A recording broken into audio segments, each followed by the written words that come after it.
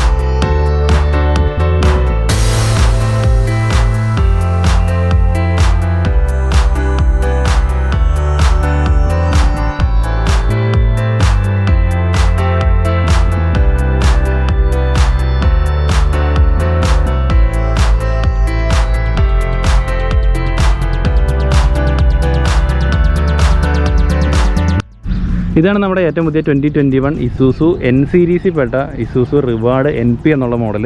കാണാൻ വളരെ ഭംഗിയുള്ളൊരു മോഡൽ തന്നെയാണ്. ഇസുസുവിൻ്റെ പൊതുവുള്ള പിക്കപ്പിൻ്റെ എല്ലാം അതേ മുഖച്ഛായ തന്നെയാണ്. ഇസുസു റിവാർഡിൻ്റെ പഴയ മോഡലുകളേക്കായും കാര്യമായിട്ടുള്ള വ്യത്യാസമൊന്നും നമുക്കിതിൻ്റെ ഡിസൈനിൽ പറയാനില്ല. ചെറിയ ചെറിയ മാറ്റങ്ങളുണ്ട് എന്നുള്ളൂ. ഈ ഒരു ക്യാബിനെ ഇസുസു വിളിക്കുന്നത് ഹെക്സാപോർട്ട് സ്റ്റൈൽ ക്യാബ് എന്നാണ്. മുൻഭാഗത്ത് നമുക്ക് വളരെ വലുപ്പത്തിലുള്ളൊരു ഹെഡ് ലാമ്പ് യൂണിറ്റ് കാണാം. താഴെ ഒരു സ്ക്വയർ ഹെഡ് ലാമ്പും മുകളിലായിട്ടൊരു റിഫ്ലക്ടറോട് കൂടിയിട്ടുള്ളൊരു ഇൻഡിക്കേറ്റർ യൂണിറ്റാണ് നൽകിയിട്ടുള്ളത്. അതേപോലെ മധ്യഭാഗത്തായിട്ടൊരു മനോഹരമായ ഗ്രില്ല് നൽകിയിരിക്കുന്നു. ഗ്രില്ലിൻ്റെ മുകൾ ഭാഗത്തായിട്ട് ബോണറ്റിൽ ഇസുസു എന്ന് എഴുതിയിരിക്കുന്നത് കാണാം. വളരെ വലുപ്പത്തിലുള്ളൊരു ബാഡ്ജിങ് അവിടെ കൊടുത്തിട്ടുണ്ട്. അതേപോലെ തന്നെ വാഹനത്തിൻ്റെ മോഡൽ നെയിം ഈ സൈഡിലായിട്ട് കൊടുത്തിട്ടുണ്ട്. റിവാർഡ് NP എന്ന് ബോണറ്റിൻ്റെ ഒരു സൈഡിലായിട്ട് കൊടുത്തിരിക്കുന്നത് നമുക്ക് കാണാൻ സാധിക്കും. ഏറ്റവും അടിയിലായിട്ടൊരു മെറ്റൽ ബമ്പർ കൊടുത്തിരിക്കുന്നു. അതിൽ ചവിട്ടി നിൽക്കാനുള്ളൊരു ഭാഗം കൊടുത്തിട്ടുണ്ട്. അത് നമുക്ക് വാഹനത്തിൻ്റെ ഗ്ലാസ് എല്ലാം തുടയ്ക്കാനായിട്ട് സഹായിക്കുന്ന രീതിയിലാണ് അവിടെ 2 പോർഷൻ കൊടുത്തിട്ടുള്ളത്.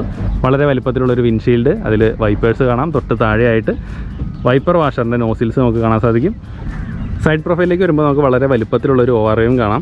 ഈ ഇസുസുവിൻ്റെ മിക്ക മോഡൽസിലും ഇതേ ഒരു ഡിസൈൻ തന്നെയാണ് ഈ ORVMന് നൽകാറുള്ളത്. മുകളിൽ നിന്ന് ഒരു കമ്പി വെച്ചിട്ട് മധ്യഭാഗത്തായിട്ട് വലിയൊരു മിറർ, താഴേക്കൊരു കമ്പി, അങ്ങനെ ഒരു പ്രത്യേക ഡിസൈനിലാണ് ORVM ഇസുസുവിൻ്റെ മിക്ക വാഹനത്തിലും കൊടുക്കാറ്. സൈഡ് പ്രൊഫൈലിലാണെങ്കിൽ നമുക്ക് വളരെ വലുപ്പത്തിലുള്ള ഒരു വിൻഡോ ഗ്ലാസ് കാണാം. അതിൻ്റെ ഡിസൈനാണെങ്കിലും നന്നായിട്ടുണ്ട്. താഴേക്ക് ഇറങ്ങിയിരിക്കുന്ന രീതിയിലാണ് അതിൻ്റെ ഡിസൈൻ കൊടുത്തിട്ടുള്ളത്. വെർട്ടിക്കലായിട്ടുള്ളൊരു ഡോർ ഹാൻഡിൽ നൽകിയിരിക്കുന്നു. ഈ വാഹനത്തിൻ്റെ ഡോർ എന്നുള്ളത് ഒരു സോഫ്റ്റ് ക്ലോസിങ് ഡോറാണ്. അത്ര ബലം പിടിക്കേണ്ട ആവശ്യമൊന്നുമില്ല. പയ്യെ വെച്ച് കഴിഞ്ഞാൽ അടയുന്ന രീതിയിലാണ് ഈ ഒരു ഡോറ് നൽകിയിട്ടുള്ളത്.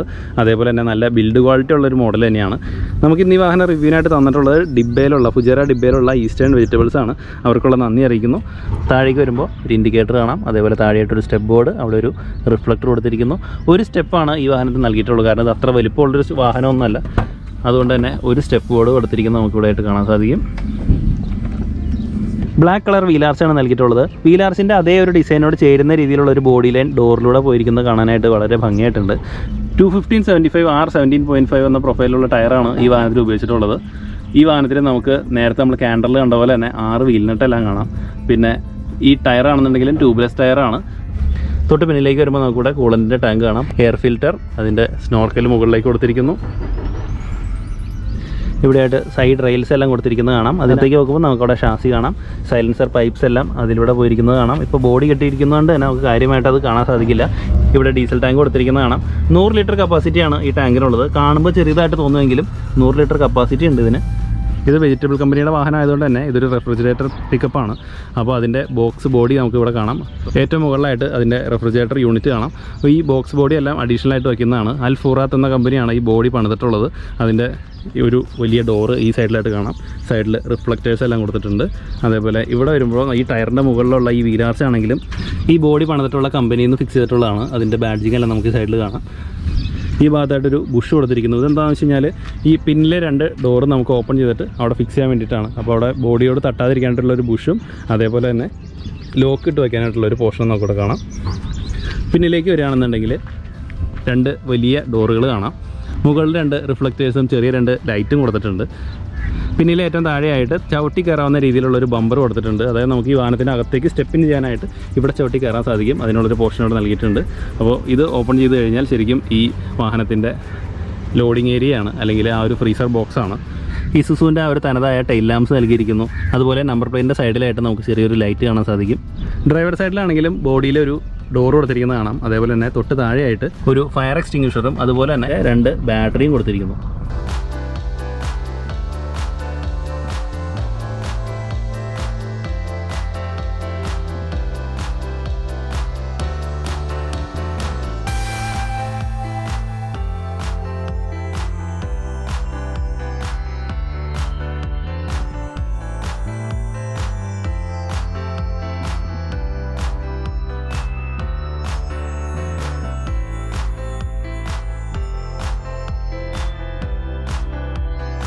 ഇപ്പോൾ നമ്മളിരിക്കുന്ന ഈ ഒരു ഇസൂസു NPRൻ്റെ അകത്താണ്. ഇതാണ് അതിൻ്റെ കീ എന്നുള്ളത്.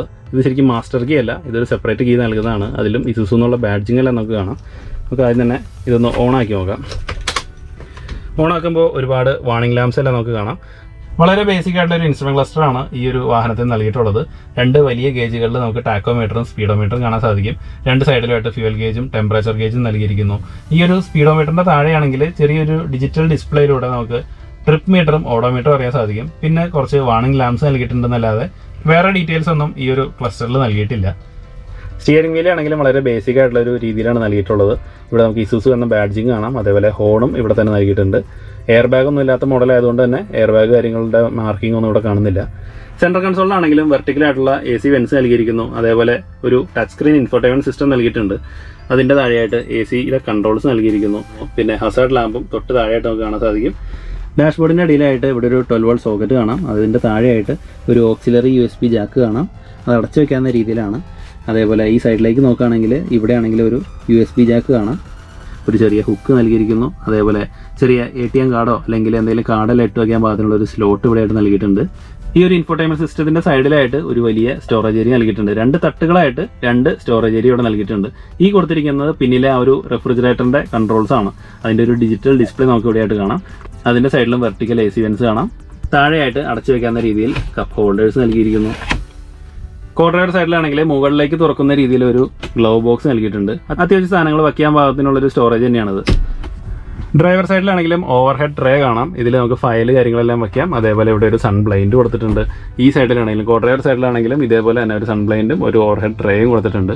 ക്യാബിൻ്റെ ലൈറ്റ് നമുക്ക് ഈ ഭാഗത്തായിട്ട് കാണാം. ഇതൊരു 6 സ്പീഡ് മാനുവൽ ഗിയർ ബോക്സ് ഉള്ള മോഡലാണ്. അതിൻ്റെ ഗിയർ നോബ് നമുക്ക് ഇവിടെയായിട്ട് കാണാം. തൊട്ട് പിന്നിലാണെങ്കിൽ ചെറിയൊരു സ്റ്റോറേജ് ഏരിയ, 2 വലിയ ബോട്ടിൽ ഹോൾഡർ, ഹാൻഡ് ബ്രേക്ക് ലിവർ എന്നിവ നൽകിയിട്ടുണ്ട്. ഇതൊരു 3 സീറ്റർ മോഡലാണ്. അത്യാവശ്യം കംഫർട്ടബിൾ ആയിട്ടുള്ള സീറ്റുകളാണ് ഈ വാഹനത്തിൽ നൽകിയിട്ടുള്ളത്. 2 പേരാണ് യാത്ര ചെയ്യുന്നുള്ളൂ എന്നുണ്ടെങ്കിൽ നമുക്ക് ഈ ഒരു പോർഷൻ മടക്കി വയ്ക്കാം. ഇവിടെ വലിയൊരു സ്റ്റോറേജ് ഏരിയ കാണാം. ഡ്രൈവർ സൈഡ് ഡോർ പാഡിലാണെങ്കിൽ നമുക്കൊരു സ്പീക്കർ കാണാം. 2 സ്പീക്കറുകളാണ് ഈ വാഹനത്തിലുള്ളത്. 2 ഡോർ പാഡിലും ഓരോ സ്പീക്കർ നൽകിയിട്ടുണ്ട്.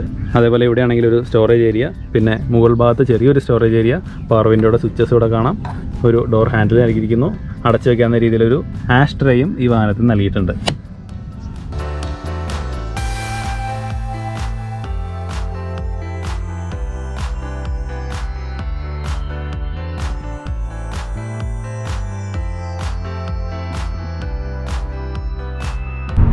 നമ്മളിപ്പോൾ ഓടിച്ചുകൊണ്ടിരിക്കുന്ന ഈ ഒരു ഇസൂസു NPR എന്നുള്ള മോഡല് ശരിക്കും മിത്സുബിഷി കാൻഡറിൻ്റെ എല്ലാം കാറ്റഗറിയിൽ വരുന്ന ഒരു പിക്കപ്പ് ട്രക്കാണ്.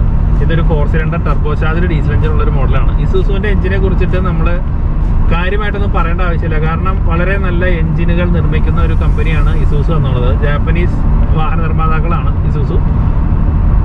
ഡീസൽ എഞ്ചിന് പേര് കേട്ട ഒരു കമ്പനി തന്നെയാണ്. ഇപ്പോൾ നമ്മൾ ഓടിച്ചുകൊണ്ടിരിക്കുന്ന ഈ മോഡലിനാണെങ്കിലും ഒരു 354 ന്യൂട്ടൺ മീറ്റർ ടോർക്കും 124 bhp പവറും നൽകിയിട്ടുണ്ട്. ലോഡെല്ലാം വെച്ച് നമുക്ക് ഈ വാഹനം സുഖമായിട്ട് ഏതിലേയും കൊണ്ടുപോകാവുന്ന രീതിയിലാണ് ഈ വാഹനത്തിനെ അണിയിച്ചൊരുക്കിയിട്ടുള്ളത്. ഇതിൻ്റെ സേഫ്റ്റി ഫീച്ചേഴ്സും കൺവീനിയൻറ്റ് ഫീച്ചേഴ്സ് എല്ലാം നോക്കുകയാണെന്നുണ്ടെങ്കിൽ ഇതിലാകെ ABS, പിന്നെ ഒരു touch screen, power window, power steering, അങ്ങനെ അത്യാവശ്യം AC, അങ്ങനെ അത്യാവശ്യം വേണ്ട കാര്യങ്ങളാണ് ഈ വാഹനത്തിനകത്ത് ഉൾപ്പെടുത്തിയിട്ടുള്ളൂ. ഇതിൻ്റെ റൈഡ് കംഫർട്ട് പറയുകയാണെന്നുണ്ടെങ്കിൽ ഒരു കൊമേഴ്ഷ്യൽ വെഹിക്കിൾ ആണെങ്കിലും വളരെ സുഖപ്രദമായിട്ട് ഓടിച്ചുകൊണ്ട് പോകുന്ന രീതിയിലാണ് ഈ വാഹനത്തിന് ഒരുക്കിയിട്ടുള്ളത്. ഒരു കാറെല്ലാം ഓടിക്കുന്ന രീതിയിൽ തന്നെ അത്രയ്ക്കും ഈസി ആയിട്ട് ഹാൻഡിൽ ചെയ്യാവുന്ന ഒരു വാഹനം തന്നെയാണ്. സ്റ്റിയറിംഗ് എല്ലാം നമുക്ക് അഡ്ജസ്റ്റ് ചെയ്യാൻ സാധിക്കും. അതേപോലെ സീറ്റുകളാണെങ്കിലും അഡ്ജസ്റ്റ് ചെയ്യാം. അങ്ങനെ നല്ലൊരു ഡ്രൈവിംഗ് പൊസിഷൻ കണ്ടെത്തുകയും ചെയ്യാം. അതുപോലെ വളരെ വലിയ ഗ്ലാസ് ഏരിയ ഉള്ള മോഡലായതുകൊണ്ട് വിസിബിലിറ്റി ഉണ്ട്. നമുക്ക് 3 സൈഡിലും നല്ല വിസിബിലിറ്റി ലഭിക്കുന്നുണ്ട്. പിന്നെ NVH ലെവൽ നോക്കുകയാണെന്നുണ്ടെങ്കിൽ കാറുകളുടെ പോലെയല്ല, ട്രക്ക് ആയതുകൊണ്ട് തന്നെ അത്യാവശ്യം സൗണ്ട് എല്ലാം അകത്തേക്ക് വരുന്നുണ്ട്. എങ്കിലും ഡീസൽ എഞ്ചിൻ ആയതുകൊണ്ട് ആ സൗണ്ട് എല്ലാം കേട്ട് ഓടിച്ചുകൊണ്ട് പോകാനും ഒരു പ്രത്യേക സുഖം തന്നെയാണ്. ഇതൊരു ബോക്സ് ടൈപ്പ് പിക്കപ്പ് ആയതുകൊണ്ട് ചെറിയ ബോഡി റോളെല്ലാം തോന്നുന്നുണ്ട്. ഹൈവേയിലൂടെ നല്ല സ്പീഡിൽ പോകുമ്പോഴും അല്ലെങ്കിൽ കോർണറിങ്ങിലും അല്ലെങ്കിൽ ഒന്ന് വീശി എടുക്കുമ്പോഴെല്ലാം ചെറിയ രീതിയിൽ നമുക്ക് ബോഡി റോൾ അനുഭവപ്പെടുന്നുണ്ട്. ഇപ്പോൾ ഞാൻ ഓടിച്ചുകൊണ്ടിരിക്കുന്ന കാലിവണ്ടിയാണ്. ലോഡ് വെച്ച് ഓടിക്കുകയാണെങ്കിൽ കുറച്ചും കൂടെ കംഫർട്ടബിൾ ആയിട്ട് നമുക്ക് യാത്ര ചെയ്യാൻ സാധിക്കും. ഇതിൻ്റെ മുന്നിലും പിന്നിലും ലീവ് സ്പ്രിംഗ് ആണ് ഉപയോഗിച്ചിട്ടുള്ളത്. സാധാരണ മിക്ക പിക്കപ്പിലും അല്ലെങ്കിൽ ട്രക്കിലെല്ലാം ഉപയോഗിക്കുന്നത് പോലെ തന്നെ ലീവ് സ്പ്രിംഗ് ആണ് ഉപയോഗിച്ചിട്ടുള്ളത്. എങ്കിൽ ഈ കാലി ഓടിക്കുമ്പോൾ തന്നെ ലോഡൊന്നും ഇല്ലാതെ ഓടിക്കുമ്പോൾ തന്നെ അത്ര ചാട്ടം കാര്യങ്ങളൊന്നും ഇല്ലാതെ നമുക്ക് വളരെ കംഫർട്ടബിൾ ആയിട്ട് യാത്ര ചെയ്യാൻ സാധിക്കുന്നുണ്ട്, അല്ലെങ്കിൽ ഓടിച്ചുകൊണ്ട് പോകാൻ സാധിക്കുന്നുണ്ട്. 6 സ്പീഡ് മാനുവൽ ഗിയർ ബോക്സ് ആണ് ഈ വാഹനത്തിൽ ഉപയോഗിച്ചിട്ടുള്ളത്. നമുക്ക് നല്ല രീതിയിൽ തന്നെ പവർ ഡെലിവറി എല്ലാ ഗിയറിലും ലഭിക്കുന്നുണ്ട്. പിന്നെ ഈ വാഹനത്തിൻ്റെ വലിപ്പം വെച്ച് നോക്കുമ്പോൾ നമുക്ക് ചെറിയ റോഡിലൂടെ വരെ ഈസി ആയിട്ട് കയറ്റിക്കൊണ്ട് പോകാവുന്ന രീതിയിലാണ് ഈ വാഹനത്തിന് ഒരുക്കിയിട്ടുള്ളത്. അതേപോലെ എടുത്തു പറയേണ്ട മറ്റൊരു കാര്യം ഈ വാഹനത്തിൻ്റെ AC ആണ്. വളരെ പവർഫുൾ ആയിട്ടൊരു AC ആണ്. പിന്നെ ചെറിയ ക്യാബിനാണ്. അതുകൊണ്ട് തന്നെ വളരെ പെട്ടെന്ന് തന്നെ വാഹനത്തിൻ്റെ ക്യാബിൻ തണുക്കുന്നുണ്ട്. ഇവിടെ പൊതുവെ കാണപ്പെടുന്നത് എങ്ങനെയാണെന്ന് വെച്ച് കഴിഞ്ഞാൽ ഈ ഡ്രൈവർ കം സെയിൽസ്മാൻ ആണ്. അപ്പോൾ ഡ്രൈവർ തന്നെയായിരിക്കും, അല്ലെങ്കിൽ സെയിൽസ്മാൻ തന്നെയായിരിക്കും ഡ്രൈവർ. അപ്പോൾ ഡ്രൈവർ ഇപ്പോൾ എവിടെയെങ്കിലും ചെന്നിട്ട് ഏതെങ്കിലും ഒരു ഷോപ്പിൻ്റെ ഫ്രണ്ടിൽ ചെന്നിട്ട് ഈ വാഹനത്തിൽ നിന്ന് സാധനങ്ങൾ അൺലോഡ് ചെയ്യോ അല്ലെങ്കിൽ ലോഡ് ചെയ്യോ, അതെല്ലാം കഴിഞ്ഞിട്ട് ഈ ചൂടത്ത് അവിടെ നിന്നിട്ട് പെട്ടെന്ന് അകത്തേക്ക് കയറുമ്പോൾ എല്ലാവരും ഫാനിൻ്റെ സ്പീഡ് ഫുൾ ആക്കി ഇടുന്നത് ഞാൻ കാണാറുണ്ട്. അപ്പോൾ ഈ വാഹനത്തിലാണെങ്കിൽ ആദ്യത്തെ 2 ഫാൻ സ്പീഡിൽ തന്നെ അത്യാവശ്യം നല്ല രീതിക്ക് തന്നെ തണുപ്പ് നമുക്ക് ലഭിക്കുന്നുണ്ട്. വളരെ പവർഫുൾ ആയിട്ടൊരു AC ആണെന്ന് എടുത്തു പറയേണ്ട ഒരു കാര്യം തന്നെയാണ്. പിന്നെ ഒരു 2021 മോഡൽ എന്ന നിലയ്ക്ക് കുറച്ചുകൂടെ ഫീച്ചേഴ്സ് കൊടുക്കാമായിരുന്നു എന്ന് ഒരു അഭിപ്രായം എനിക്കുണ്ട്. എങ്കിലും നല്ല യാത്രാസുഖം തരുന്ന അല്ലെങ്കിൽ ഓടിക്കാൻ നല്ല സുഖമുള്ള ഒരു മോഡൽ തന്നെയാണ് ഈ ഏറ്റവും പുതിയ Isuzu NPR എന്നുള്ളത്. അപ്പോൾ ഇന്നത്തെ വീഡിയോ ഇവിടെ അവസാനിക്കുകയാണ്. എല്ലാവർക്കും വീഡിയോ ഇഷ്ടപ്പെട്ടെന്ന് കരുതുന്നു. വീഡിയോ ഇഷ്ടപ്പെട്ടെങ്കിൽ തീർച്ചയായും ഒന്ന് ലൈക്ക് ചെയ്യുക. അതുപോലെ നമ്മുടെ ചാനൽ ഇതുവരെ സബ്സ്ക്രൈബ് ചെയ്യാത്തവരാണെങ്കിൽ ഒന്ന് സബ്സ്ക്രൈബ് ചെയ്തേക്കുക. അടുത്തുള്ള ബെൽ ബട്ടൺ കൂടെ ഒന്ന് എനേബിൾ ചെയ്യുകയാണെങ്കിൽ ഞാൻ അപ്ലോഡ് ചെയ്യുന്ന വീഡിയോസ് എല്ലാം പെട്ടെന്ന് തന്നെ നോട്ടിഫിക്കേഷനായിട്ട് ലഭിക്കുന്നതായിരിക്കും. അപ്പോൾ അടുത്ത് തന്നെ നമുക്ക് മറ്റൊരു വാഹനത്തിൻ്റെ വിശേഷമായി വീണ്ടും കാണാം. അതുവരെ good bye and take care.